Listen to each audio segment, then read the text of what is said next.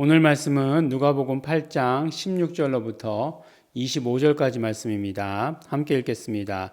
누구든지 등불을 켜서 그릇으로 덮거나 평상 아래 두지 아니하고 등경 위에 두나니 이는 들어가는 자들로 그 빛을 보게 하려 함이라. 숨은 것이 장차 드러나지 아니할 것이 없고 감추인 것이 장차 알려지고 나타나지 않을 것이 없느니라. 그러므로 너희가 어떻게 듣는가 스스로 삼가라. 누구든지 있는 자는 받겠고 없는 자는 그 있는 줄로 아는 것까지 빼앗기리라 하시니라. 예수의 모친과 그 동생들이 왔으나 무리를 인하여 가까이 하지 못하니 혹이 고하되 당신의 모친과 동생들이 당신을 보려고 밖에 섰나이다. 예수께서 대답하여 가라사대 내 모친과 내 동생들은 곧 하나님의 말씀을 듣고 행하는 이 사람들이라 하시니라. 하루는 제자들과 함께 배에 오르사 저희에게 이르시되 호수 저편으로 건너가자 하시매 이에 떠나 행선할 때에 예수께서 잠이 드셨더니 마침 광풍이 호수로 내리침에 배에 물이 가득하게 되어 위태한지라. 제자들이 나와 깨워 가로되 주여 주여 우리가 죽겠나이다 한데 예수께서 잠을 깨사 바람과 물결을 꾸짖으시니 이에 그쳐 잔잔하여 지더라. 제자들에게 이르시되 너희 믿음이 어디 있느냐 하시니 저희가 두려워하고 기이 여겨 서로 말하되 저가 뉘기에 바람과 물을 명하여 순종하는고 하더라. 아멘. 네, 오늘 말씀은 여러 가지 말씀이 이렇게 주제별로 이렇게 연결되어 있습니다. 오늘 말씀만 해도 세 가지의 다른 말씀이 기록되어 있죠. 그래서 이제 세 가지의 다른 말씀이다라고 이렇게 생각할 수도 있지만 또 어찌 보면 이 세 가지를 어떤 관통하는 주제가 있다라고 하는 생각도 듭니다. 처음 말씀이 뭐죠? 너희가 누구든지 등불을 켜서 그릇으로 덮거나 평상 아래 두지 않고 등경 위에 둔다라고 하시는 말씀이 있습니다. 이 말씀은 우리가 마태복음에서 들을 때 어디서 들었죠? 네, 그렇죠. 산상수훈에서 들었습니다. 근데 산상수훈에서 들었을 때 뭐라고 말씀하시면서 이 말씀을 하셨냐면 너희는 세상의 빛이다라고 이렇게 말씀하시면서 이렇게 말씀하셨죠. 그래서 너희는 세상의 소금이다. 너희는 세상의 빛이다라고 하시는 말씀. 그래서 소금과 빛 이런 말씀에 대해서 들었습니다. 그래서 결국 우리가 빛의 사명을 감당해야 된다라고 하는 것으로 아마 우리 결론을 들으셨을 것으로 기억이 나요. 그러면 누가복음은 또 다른 이야기냐? 예, 그럴 수는 없겠죠. 아마 이야기하는 것이 같겠죠. 그런데 보면 또 내용이 또 달라요. 예, 그래서 이걸 우리가 어떻게 해야 되느냐라고 이렇게 생각할 수 있겠죠. 분명히 빛은 누구시죠? 빛은 바로 예수 그리스도세요. 요한복음에 보면 빛이 누구시다라고 하는 것을 아주 뭐 그냥 구체적으로 이야기했죠. 세례 요한에 대해서 이야기할 때도 그는 빛이 아니고 빛에 대하여 증거하러 온 자다라고 이렇게 얘기하시죠.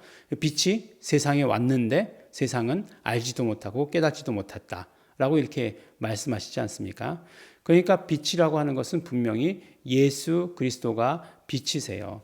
그래서 예수 그리스도께서 오셨을 때 사도 바울은 예수님을 뭐라고 얘기하죠? 예수님을 빛이다라고 이렇게 얘기하잖아요. 그러니까 비밀이다라고 얘기하잖아요. 지금까지는 비밀이었다라고 얘기하는 거죠. 그럼 지금까지 감추어졌었다. 숨어 이렇게 드러내지 않으셨다라고 이렇게 말씀하신 거죠. 그러나 이제 예수님께서 오심으로 말미암아 그것을 드러내셨다라고 이렇게 말씀하시는 것, 그것이 한 가지예요. 그 다음에 또 예수님께서 이 땅에 오심으로 말미암아 어떤 일들이 일어나느냐, 숨었던 것, 감추었던 모든 것들이 다 드러나게 되었다라고 하는 거죠. 그렇죠?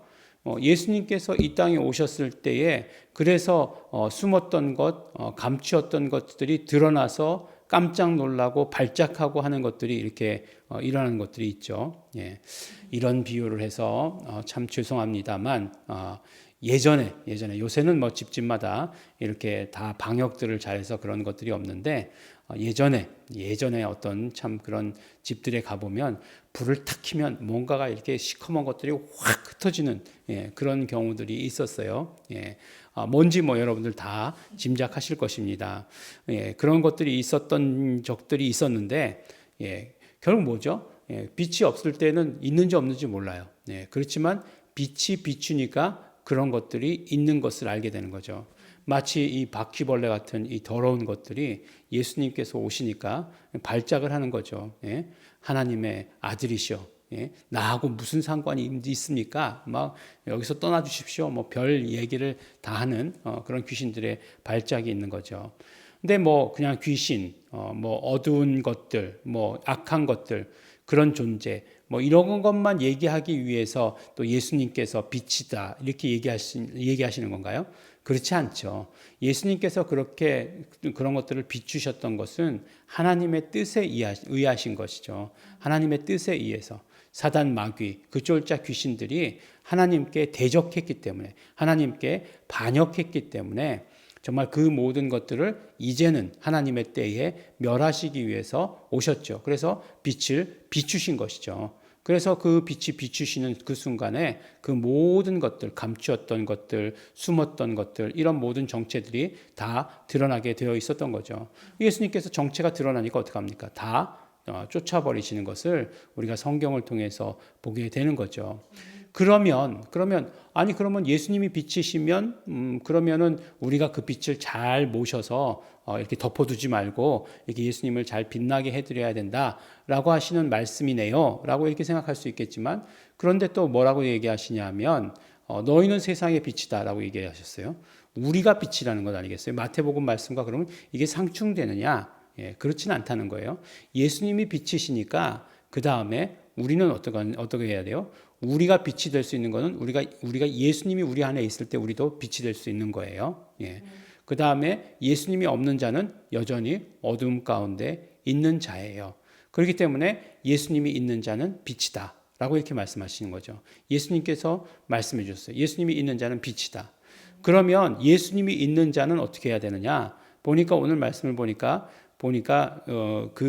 이 말씀 자체도 결국 예수님이 있는 자에 해당하는 말씀이죠. 예수님이 있는 자는 당연히 빛이니까 빛으로서의 역할을 감당해야 된다. 예수님께서 하셨던 일들을 감당해야 된다라고 하시는 것 말씀 첫 번째고, 그 다음에 그러므로 너희가 어떻게 듣는가 스스로 삼가라라고 이렇게 얘기하고 있어요. 듣는 것을 조심해야 된다라고 이렇게 얘기하고 있죠. 근데 참 삼가하라라고 이렇게 얘기하는 것이 어떤 단어로 써져 있냐면 보다라고 하는 단어 있잖아요. 보다, see, 블레포라고 하는 단어가 써져 있어요. 그러니까 너희가 듣는 것을 잘 봐라 이렇게 말씀하시는 거예요. 성경대로 직역한다면. 근데 그게 우리말로 직역을 하면 어떤 면으로 의역을 해야 더 정확하게 들리는 건데, 직역을 하면 거칠지만 무슨 뜻인지 이해가 되는 거죠. 예, 잘 봐라 이렇게 얘기하시는 거죠. 누구든지 있는 자는 받겠고 있는 자는 받는데요.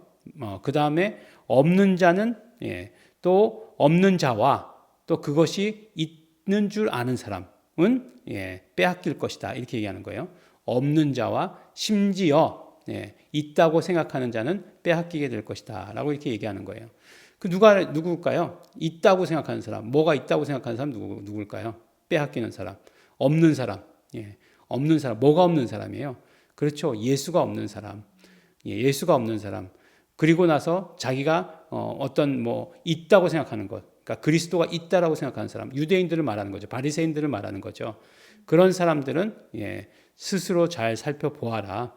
그다음 그들은 있는 것마저도 다 빼앗기게 된다라고 이렇게 얘기하는 거죠. 그러니까 있는 자는 받는다. 누가요? 예수가 있으면 말씀을 받을 수 있어요. 예수가 없으면 말씀을 받을 수 없어요. 그 말씀이에요. 그래서 보면 제가 여러 번 말씀드렸지만 어떤 사람 그 집안은 크리스찬 집안인데 중이라고 하기도 하고 그런 사람이 있어요. 그 사람이 요한복음에 대해서 썼어요. 주석을. 아주 두꺼워요. 그래서 서점에 가서 있길래 한번 살려고 한번 꺼내서 앞부분을 보았습니다. 앞부분을 보고 이렇게 딱 덮고 이렇게 넣었어요. 그러니까 또 굉장히 또 그 책을 많이 썼어요. 여러 가지를 예수에 대해서. 근데 결국은 아는 줄로 생각하는 사람, 있다라고 생각하는 사람, 있다라고 생각하는데 보니까 아무것도 없어요. 예수가 없어요. 예수를 믿지 않아요. 그러면 어떻게 되느냐? 아무것도 아닌 거예요. 그 성경에 대해서 정말 학문적으로 이렇게 정말 썼지만 성경을 기준으로 해서 소설을 쓴 거지 하나도 뭐 하나님의 뜻이라던가 예수님께서 하신 일이라던가 하는 것들을 드러내는 것, 우리 믿음하고는 아무런 관계가 없다는 거예요. 그래서 우리가 정말 그 말씀을 들을 때에 어떻게 말씀 듣는 자가 어떤 사람이 말씀을 들을 수 있느냐? 그렇죠. 예수가 있는 자가 말씀을 듣게 되는 거예요. 결국은 어떤 사람이요? 그 어제 비유에 나왔던 좋은 밭에 뿌려진 사람, 예, 그 사람이 말씀을 결국 들을 수 있다라고 이렇게 말씀해 주시는 거예요. 또 예수의 모친과 동생들이 왔을 때 누가 내 모친이고 누가 내 형제냐? 하나님의 말씀을 듣고 행하는 이 사람들이다 라고 이렇게 얘기하고 있잖아요. 예수가 있다라고 하는 건 뭐예요? 결국 예수가 있다라고 하는 것은 어떤 의미냐면 구체적으로 얘기하면 예수 그리스도와 함께 한다는 얘기예요. 그렇죠? 함께함을 믿는 것이 예수가 있는 거예요. 예. 그러니까 언제나 예수와 함께 해야 된다라고 말씀하세요. 또 어떤 일이 있었습니까? 한 가지 더 사건이 더 나오죠.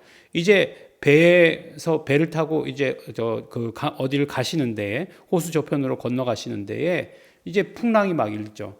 그때 예수님께서 거의 막 그냥 죽게 되었는데 예수님께서는 주무시고 계신 거죠. 제자들이 예수님을 깨웠어요. 깨워가지고 그 바람과 물결을 꾸짖으셨다 이렇게 말씀하세요. 그리고 나서 뭐라고 얘기하십니까? 제자들에게는 너희 믿음이 어디 있느냐. 예. 그러니까 어떤 면으로 보면 누굴 꾸짖으셨는지 잘 모르겠어요. 네. 물결을 꾸짖으신 건지 제자들을 꾸짖으신 건지 잘 모르겠어요. 그렇지만 제자들에게 분명히 믿음에 대해서 말씀하십니다. 너희 믿음이 어디 있느냐라고 이렇게 얘기해요. 결국 여기서 말씀하시는 너희 믿음이 어디 있느냐라고 하는 것은 무엇이에요? 예수님이 함께 계시면 이런 바람과 풍랑이라고 하는 것도 아무것도 아니다라고 하는 것 아니겠어요? 예. 그런 것들이 아무런 영향을 끼치지 못한다. 그런 말씀이잖아요. 그러니까 예수님께서 함께 계신 것은 예수님이 있는 자잖아요. 예수님이 있는 자는 믿음이 있는 자고 예수님이 없는 자는 예수님이 믿음이 없는 자예요. 예수님이 함께 하심을 믿는 자는 예수님이 있는 자고 예수님이 함께 하심을 믿지 못하면 믿음이 없는 자예요. 예. 그러니까 분명히 오늘 말씀은 우리에게 분명한 기준을 말씀해 주십니다. 우리가 있다라고 생각하는 것 아니라는 거예요. 예수님이 있냐, 예수님이 없냐, 둘 중에 하나로 결정해야 되는데 우리는 누가 돼야 되느냐? 예수님이 있는 자가 돼야 되는 거예요. 그랬을 때 우리의 삶이 어때야 되느냐? 우리는 말씀을 받아 풍성하게 누릴 수 있게 되는 것이고 예수님 안에 있음으로 말미암아 어떤 바람과 풍랑이 일다 할지라도 그것들이 아무것도 아닌 것처럼 되는 그런 것을 우리 땅에서 이 땅의 삶에서 경험하게 되는 것입니다. 그러므로 우리의 결단이 무엇이어야 되겠습니까? 예수님 있는 자, 그래서 빛이 되는 자, 예수님 있는 자, 예수님과 함께하는 자, 그래서 모든 풍랑에서 모든 정말 바람에서 자유함을 얻는 자 되어야 하는 것입니다.